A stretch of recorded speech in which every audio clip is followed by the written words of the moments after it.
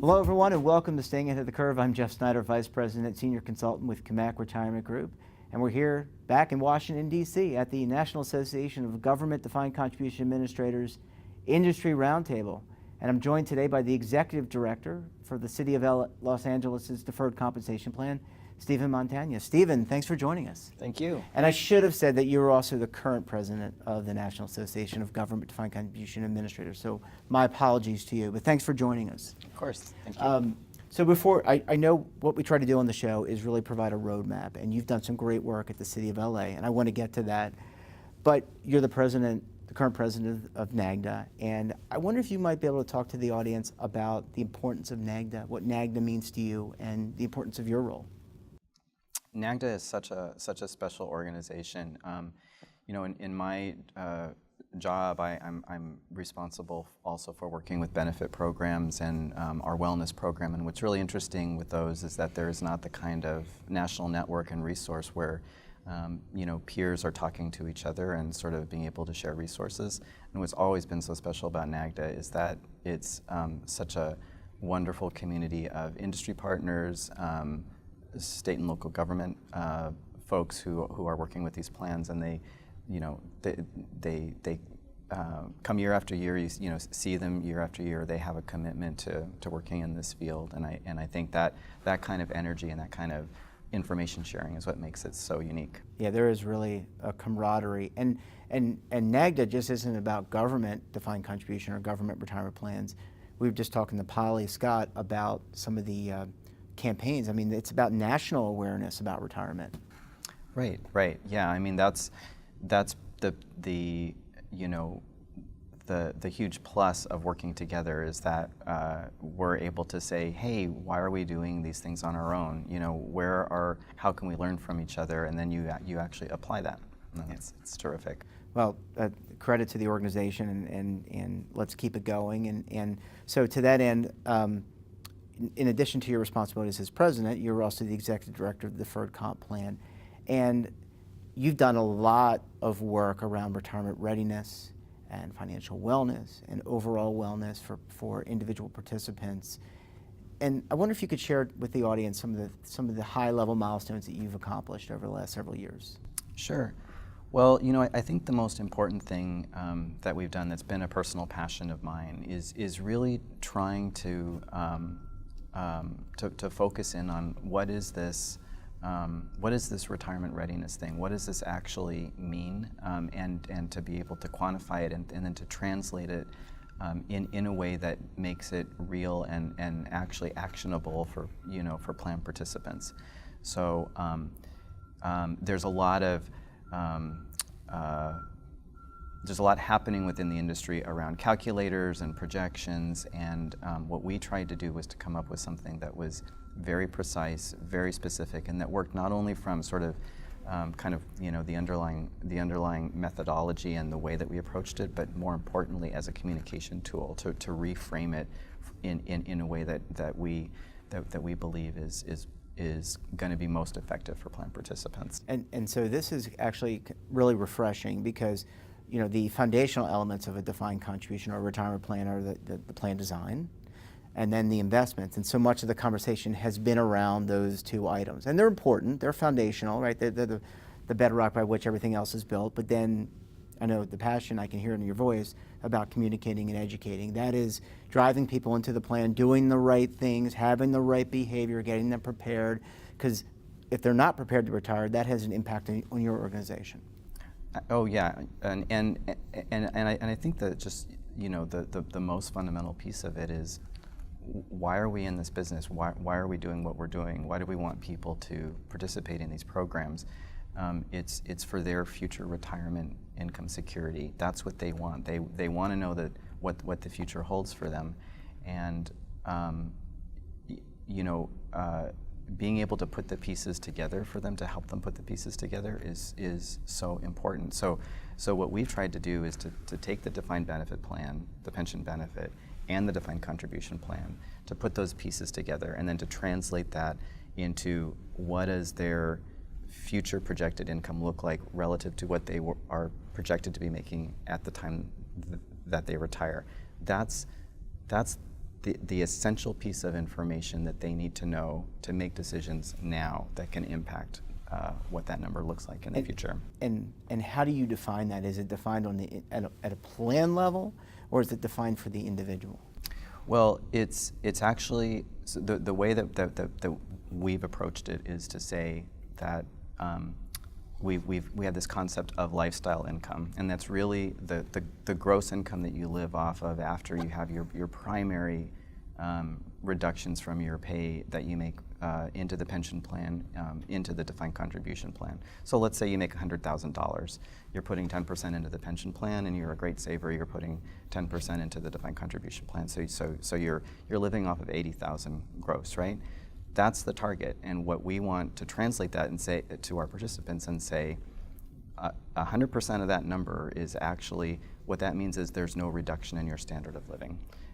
And so what we're going to do is put the pieces together for you so that you can see that and see, are you at 90%, are you on track for 90% or 95 or 100 or 120, and give them that number without asking a lot out of them to get to that number. So it's measuring and benchmarking. What types of tools have you created, rolled out, that people can use? I think, we want to drill down, we want to provide the audience with a roadmap, and this is an example of a roadmap to success. So can you talk a little bit about some of the tools calculators that have been created? Sure. So we created a custom calculator that solves for that 100% number, or whatever that lifestyle income replacement percentage is. That's part of our website now. Actually, moving forward, we're going to integrate that into the web platform for the plan, so that the member, when they log into their account, that's the first thing they're going to see. And it's customized to the pension plan rules that we have. We actually have three different pension plans for three different populations within the city.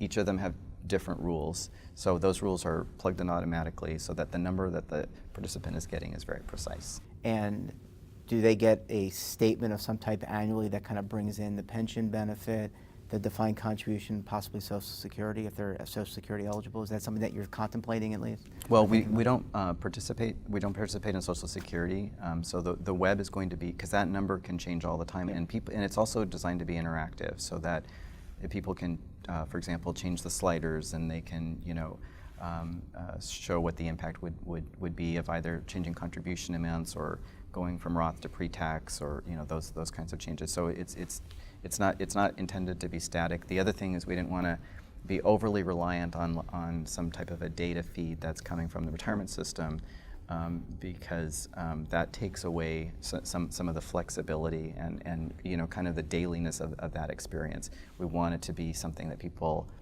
are engaging with much more frequently than every quarter. And might also generate unnecessary phone calls to the wrong provider, et cetera. Right, yeah.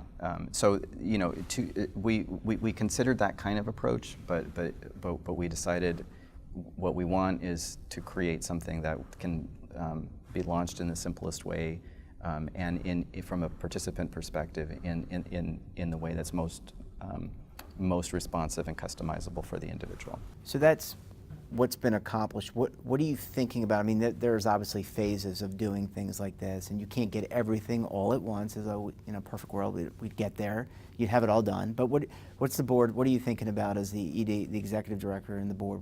What's being contemplated going forward in terms of engagement? Well, I think at least in my view, where the industry is headed, where certainly we're headed in the city of LA, is a much more rigorous approach to setting goals and being able to try out strategies and then to measure their success. Like we're trying to distill what are the most essential things that truly meaningfully tell us whether people are being successful. And then there needs to be accountability. I mean, there's when I was kind of growing up with our program, I think there was I can kind of remember the mindset of, well, they didn't read the material. It's like it's their fault. Like that's why, or they took too long to join the plan. And I think that's that's really old school. It's not where we're at anymore. Where we're at now is our job is to engage, to get people's attention, and to influence behavior, so that we can have participants achieve the outcomes that represent success. I was going to say, because if we don't bring those people in and they're not part of the plan, they actually, that lack of participation, that lack of diversification, that lack of retirement preparedness also continues to impact us societally if they're not prepared. It impacts your organization because people can't retire on time, and then impacts people that are coming up the food chain, I guess, if lack of bad word choice, but coming into the organization to do work and moving up through the organization. Absolutely, yeah. I mean, it's part of taking care of our workforce, and it's also, like I said, creating that accountability for us and administering the programs and really being able to drive success. And are you integrating it? So oftentimes organizations have health and wellness programs. How are you integrating that in terms of engagement with like financial wellness and health and wellness? I mean, health is really, there's healthcare in retirement, so they kind of all fit together. Are you thinking about it in those terms as well? Yeah, it's really fascinating since I'm not only overseeing the benefit programs that we offer to the civilian workforce, but we're also creating a wellness program and really trying to figure out what are the elements of a successful wellness program. And we're actually learning from the deferred compensation plan experience, which is that what works at the end of the day is the one-on-one. We have about 40,000 personalized contacts with our local representatives, with our participants every year. That is a huge number. I mean, our total participant population is 43,000. Wow. So the fact that we're talking on the phone, meeting with them in person, going to meetings, and engaging at that level is what I think has led to the success of the program and the actual outcomes. Now we're actually trying to translate that and to integrate that kind of a concept into health, into how we're going to grow the wellness program. In my view, it has to be very personal, very much one-on-one. That's where people feel safe. That's where you can influence behavior. Just throwing out stuff on a website, sending them information in the mail, giving them information by itself is never going to be enough. You have to make people feel safe, and they will feel safe when they're talking with somebody they trust. So I think somewhere Dr. Shlomo Ben-Artzi is probably smiling and nodding, and hopefully he's watching the show. Shifting gears a little bit, and I know this is a great topic, and we'll come back to that. But administration, I'll probably get hate mail talking about administration, but I think it's important because how efficient the plan operates administratively impacts cost, and it impacts service. And I'm wondering your perspective on administration and some of the things that you may be doing or thinking about in order to automate the program, make it easier to service people. Right. And help with that engagement, I should say. Yeah.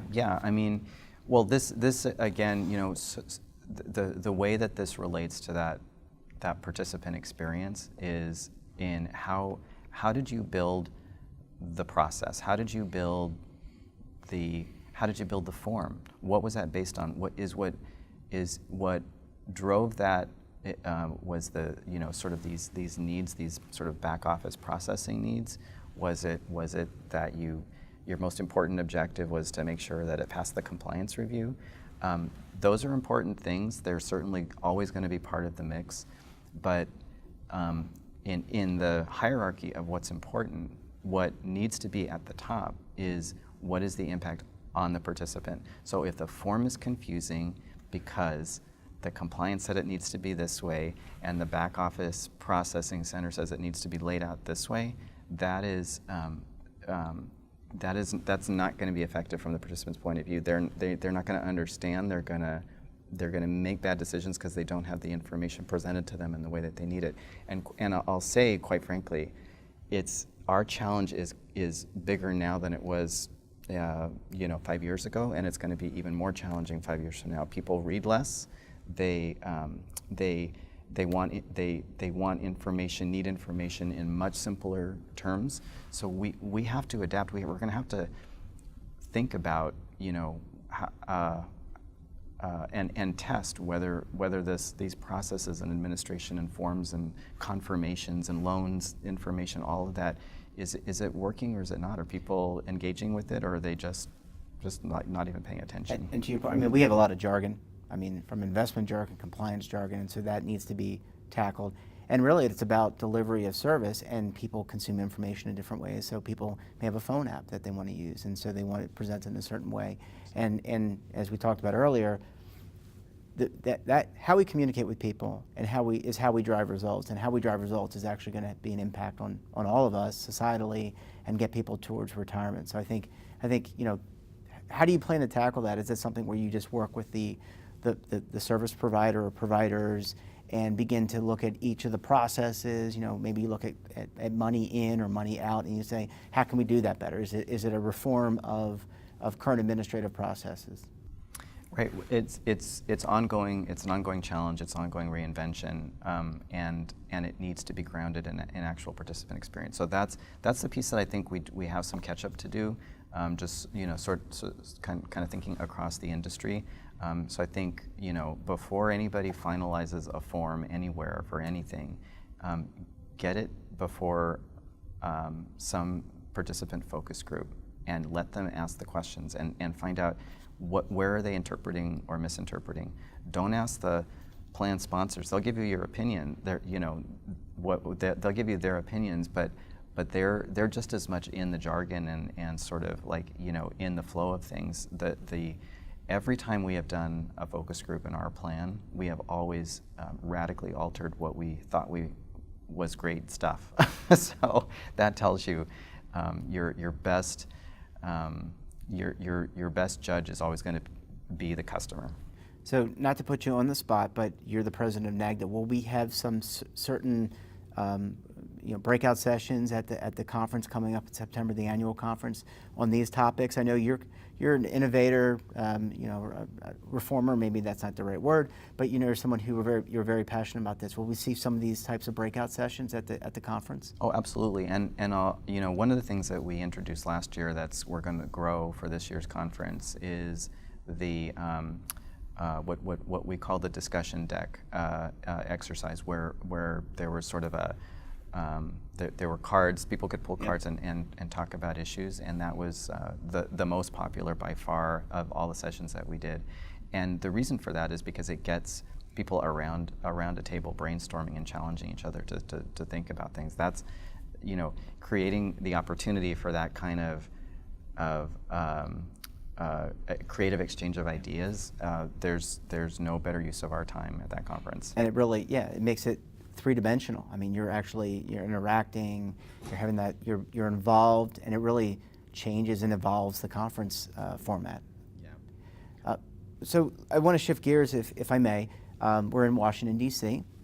We talked earlier to Polly Scott, your colleague, about some visitations on the Hill and things that are in top of mind for NAGDCA. I wonder if you could share your perspective with some of those visits and things that you're talking about. She was very complimentary, for example, to Senators Enzi and Cardin about the National Save for Retirement Week.